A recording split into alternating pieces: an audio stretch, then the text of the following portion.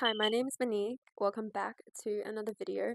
Today, I wanted to talk about how to stop comparing yourself and truly how unhealthy it is for you. Take into account that we are humans at the end of the day and we are social creatures. Comparison has been common throughout entire history and it lays its roots in evolution. It's a human tendency after all. What I've noticed is that even when we try not to, sometimes our minds can actually unconsciously compare ourselves to others without even taking realization of it. Comparing yourself will only lead towards low self-esteem and diminish your self-worth. Comparison is the thief of joy. But I wanted to talk about social media and how comparison can play into that. Firstly, take into account that social media is not real. We tend to get so caught up in other people's lives, that they portray on social media. And people really only tend to show the best versions and moments of themselves. You won't see what really goes offline. You won't see what people are truly going through, what people are truly struggling with or dealing with, or even how they feel. Most people won't reveal that. People post the highlight reels of their lives, sometimes even false realities. They won't post or show what really goes on behind the scenes.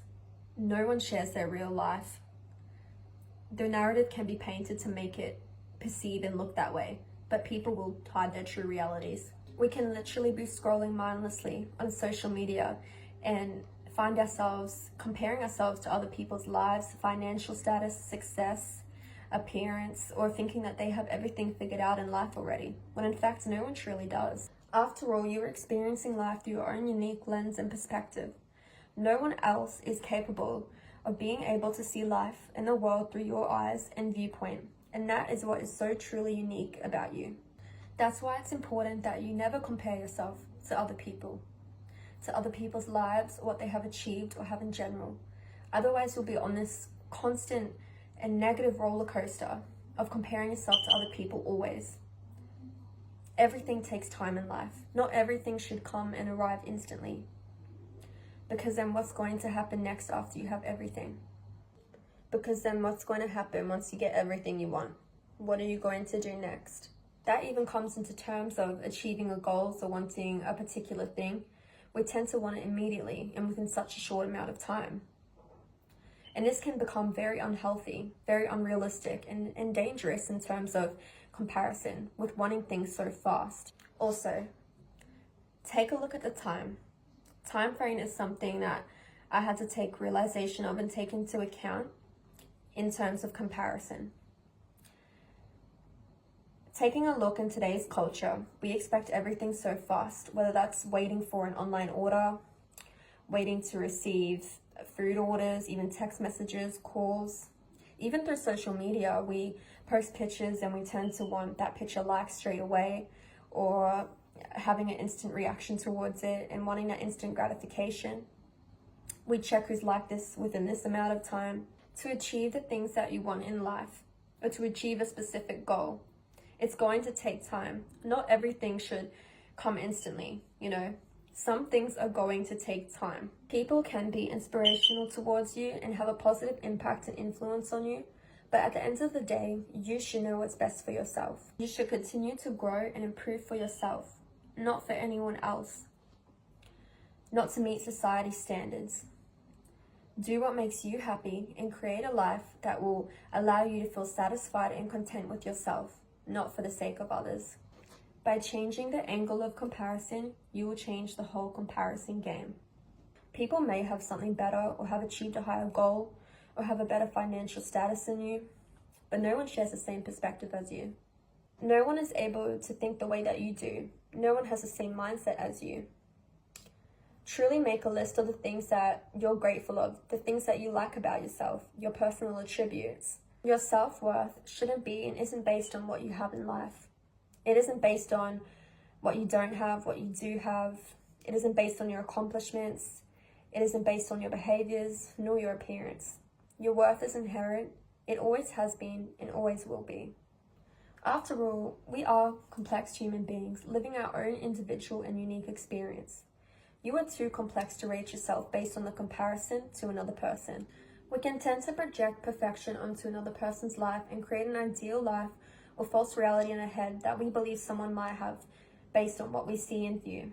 which leads to comparing and questioning yourself, thinking that you come up short or you're not doing enough. But that isn't reality at the end of the day, and it's not fair on yourself, nor the other person in the picture, because you'll only be focused on what you may lack, rather than what you already have in life and all the blessings you have been gifted with. You can literally create fairy tales in your minds.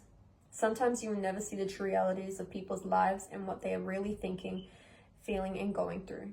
When dealing with comparison, you need to be aware. Because most often we can do these social comparisons without even realizing it, which is a natural act. And it can be done without even being conscious of it. Even I found myself, comparing myself to other people plenty of times, and it only resulted in making myself feel worse about myself. And I know that you probably have been in the same position as I have. That's why you must have awareness. Awareness of how you're feeling, what you're thinking. Acknowledge your thoughts, but don't allow them to dictate your emotions and how you feel. Bring the thoughts to the forefront of your consciousness and just sit with them. It's the act of becoming more aware and conscious. Don't feel bad or try to degrade yourself. Just acknowledge your feelings, the way you're thinking, and try to change your focus onto something positive about yourself. Be okay with imperfection.